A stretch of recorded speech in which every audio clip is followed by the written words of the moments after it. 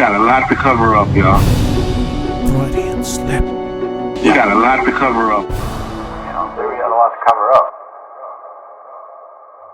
So guys, what's going on? Greg Kading is out. His lawyer won't let him do it, so we've been waiting around for Kading all day, and and now he's not he's a coming. no-show. Really, I wanted to talk to him because there's so much to ask him. Yeah. Puffy was going up the stairs, and he said, I don't care if Tupac died, I don't care if Biggie gotta die, and I don't care if Suge gotta go to prison for the rest of his life. We got a confession letter on how everything went down and who's responsible. Now, getting back to Russell was following in the footsteps of his dad, and he was able to work through the LAPD and have all the things that had to be done within the LAPD. He certainly knew the streets very well, and circumstances in his case were far more tragic because he was killed in the line of duty.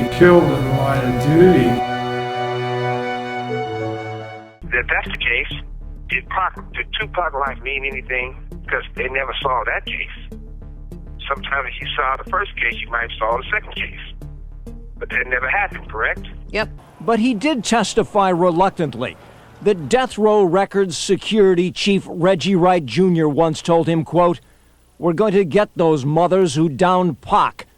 Through interviews of former police officers that worked in the Death Row organization, Mack and Gaines were identified as confidants of Suge Knight, the owner of Death Row Records. They were present during private death row parties, and that's where first time that we were able to really make the connection between those two.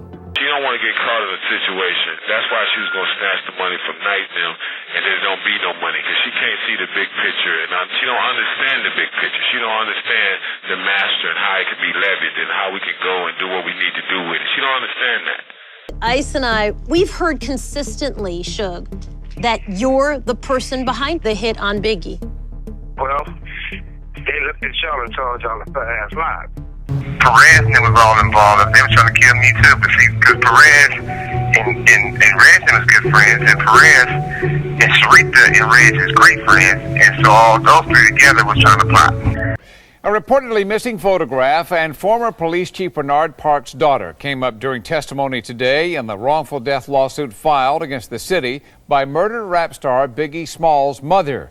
That, to me, was probably another motive for Chief Parks to want to squash a lot of the information. There was an effort to keep a lot of the information away from the public.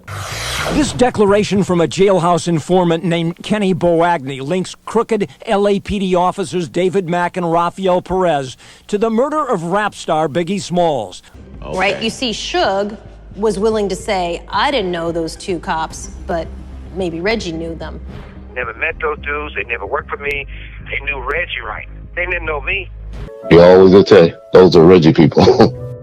And Reggie was fast to say, I didn't know them either. I was just interested in why he would point the finger at Suge so quick. He wouldn't say it to you, but he definitely pointed it. We call that dry snitching. That Perez told how he worked security for Death Row Records the night Biggie Smalls was assassinated, and how he and Mack used cell phones to set up the hit.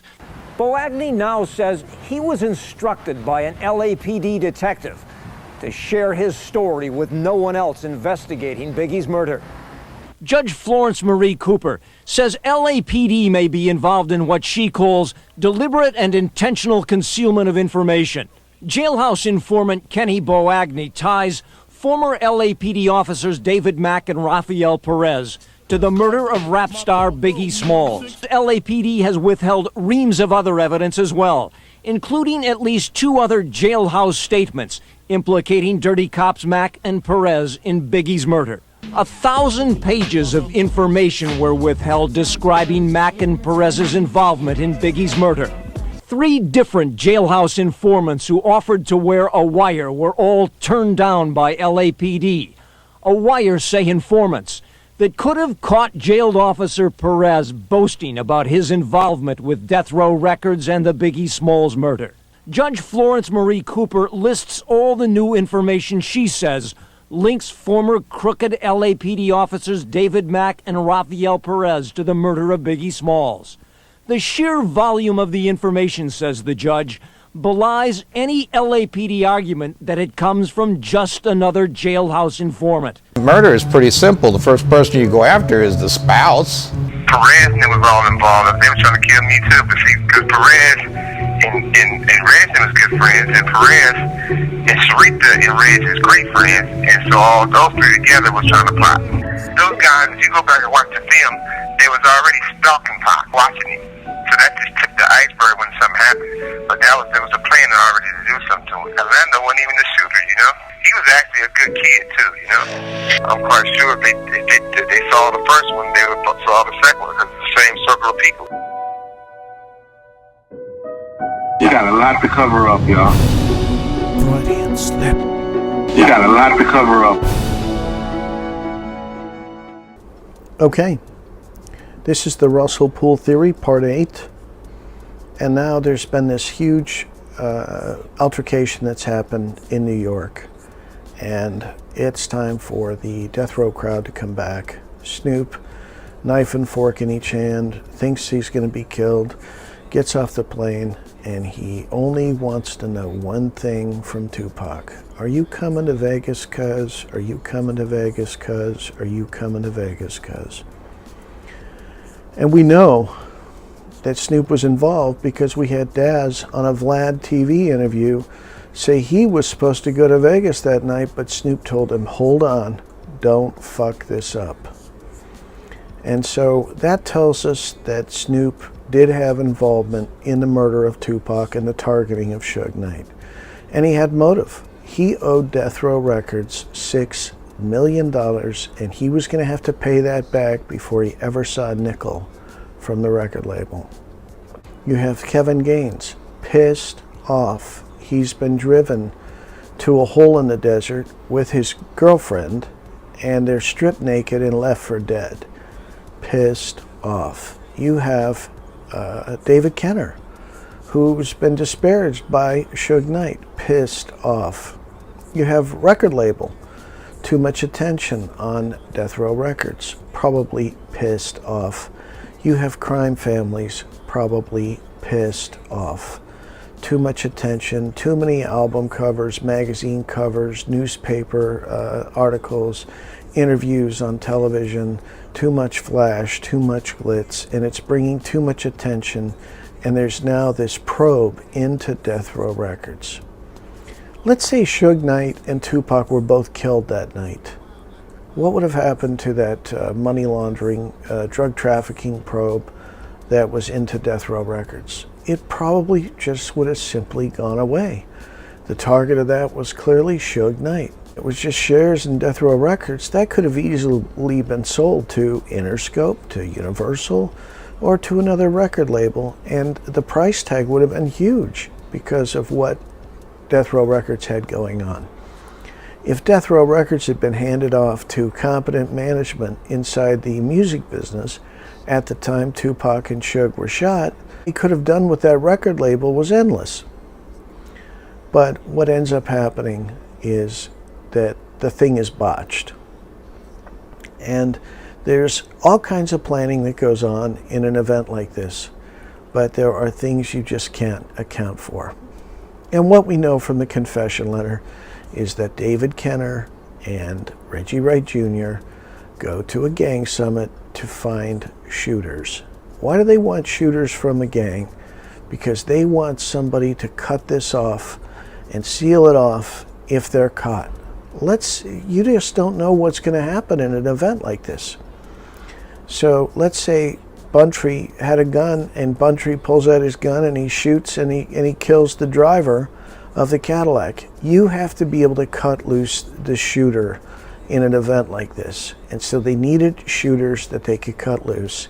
They go to a gang summit, they get permission to kill Suge Knight and Tupac Shakur, and they hire the shooters. And according to the confession letter, those shooters are Little Half Dead, Danny and Malcolm Patton. And so those shooters are picked, and they're going to place Suge Knight and Tupac in the crosshairs. They're going to have every opportunity to be successful, but there's still that human element. We have bullets that have trajectories. We have metal in the car. We have glass. We don't know exactly what's going to happen when the bullets hit this car. Are they going to penetrate? Are they going to actually hit their mark? And turns out it was poor planning on their part, because the ammunition, as they shoot through doors, it doesn't really go all the way through. And so we have a botched assassination. But we have a timetable. We have a school play. We have actors in the school play. We have Orlando Anderson staged right at the edge of the casino so that Tupac can get his fight on, and he's not going to get sucked into the casino where they'll never be able to get him out. We have the whole, we've got to go over to Suge's house. We got to undress. We got to change in the hotel. So these things take up time, and there's a clock. We have Michael Moore refuses to disarm. We have George Kalisis, a mob attorney that disarms all of the bodyguards, part of Oscar's organization in Las Vegas. Nothing could have happened in Las Vegas without permission. Remember, gangs, the mafia, all of that functions with permission. So if they didn't have permission, they couldn't do it. Oscar's organization, remember that.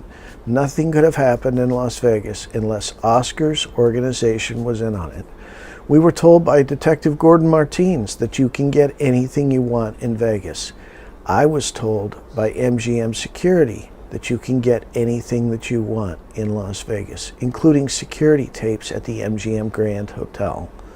There's an issue with the security tape. There's a minute gap, and so we find out that those security tapes actually got edited together afterwards by a Hollywood editor, and that's what gets presented in the court. MGM Grand is pissed off about that. They didn't officially let those tapes out. That was part of the school play. That was part of a payoff. And there was money there to be able to pay off a number of people to commit the murder of Tupac Shakur and the murder of Suge Knight, which is what they wanted to happen that night. So where does this happen? It happens at the intersection of Koval and Flamingo.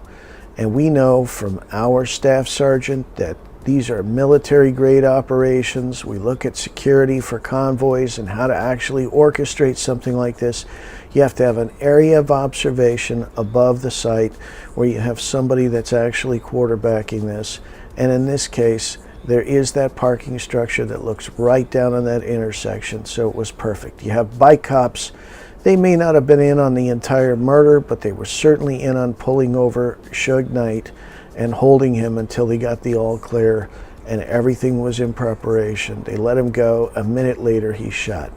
You have the final picture of Tupac and Suge, and that's shot by somebody who works for Dre and works on Straight Outta Compton, works in the movie business.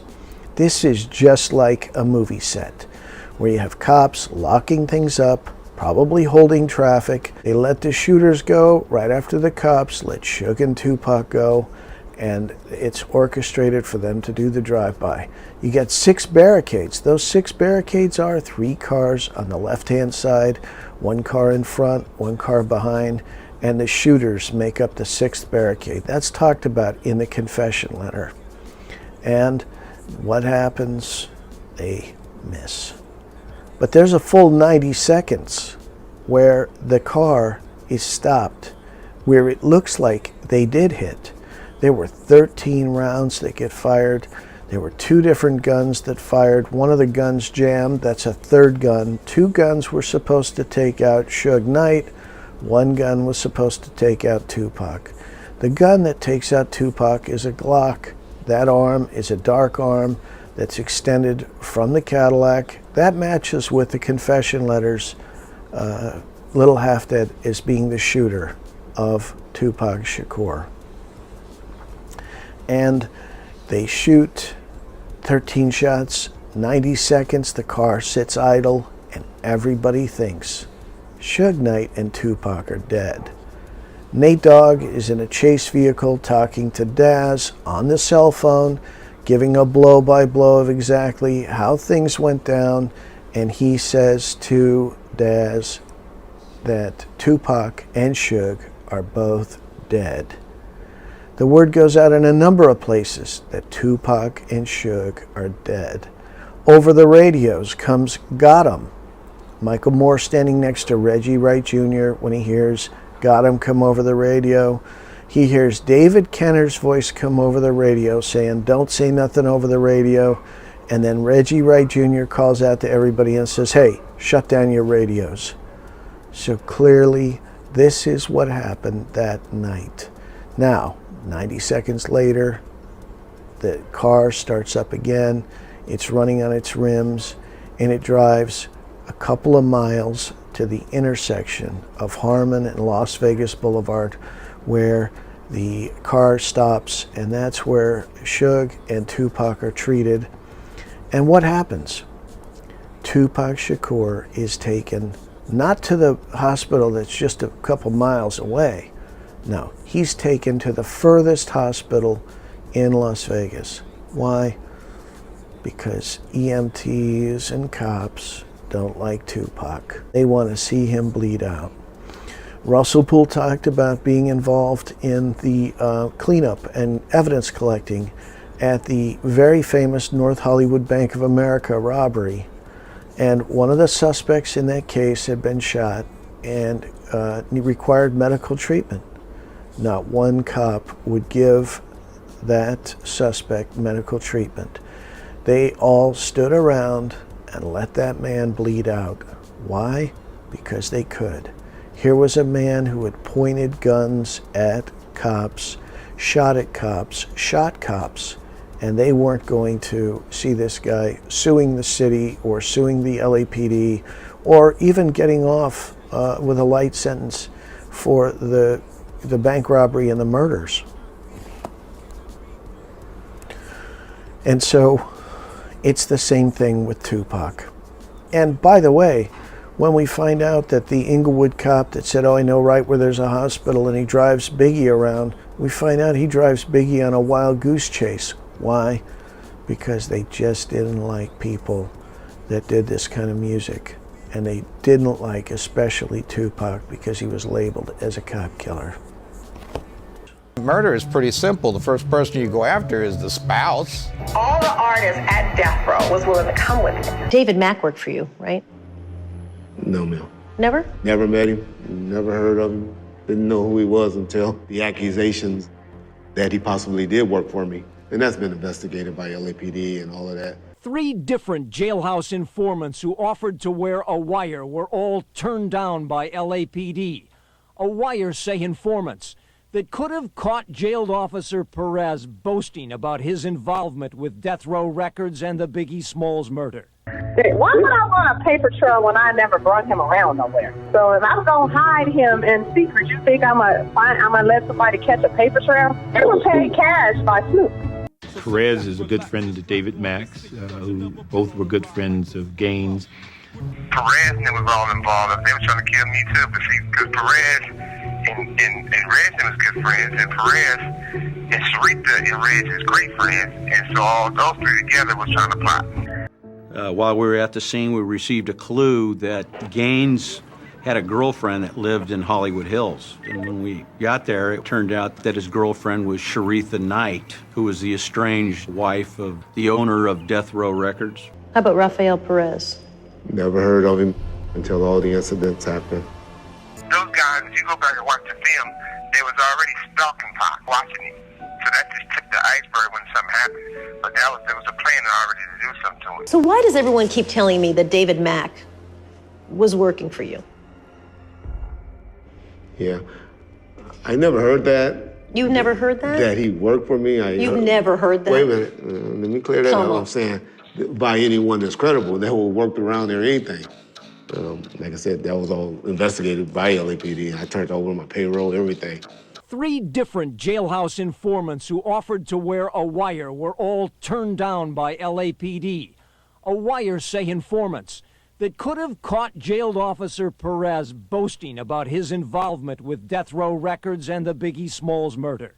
You always say, those are Reggie people. Orlando wasn't even the shooter, you know? He was actually a good kid, too, you know? I'm quite sure they saw the first one, they saw the second one, because it's the same circle of people. We had to see judge today who I've been in front of before. The atmosphere in this room in this deposition is pretty formal looking. Right. We're in a big, nice conference room. This judge is trying to help us. Right. Sitting there off the record, like giving me advice. No, he ain't. Yeah, he's sitting there saying, before we go on the record, let me give you some clues. And he's sort of telling me what I should say, and then what he's going to say, and this. Wow. Yeah. On the criminal side, he's acknowledged that 57 cases involving 99 suspects are tainted either by perjured testimony, falsification of evidence, or probable cause. A line police officer goes to the very heart, to the core of the criminal justice system.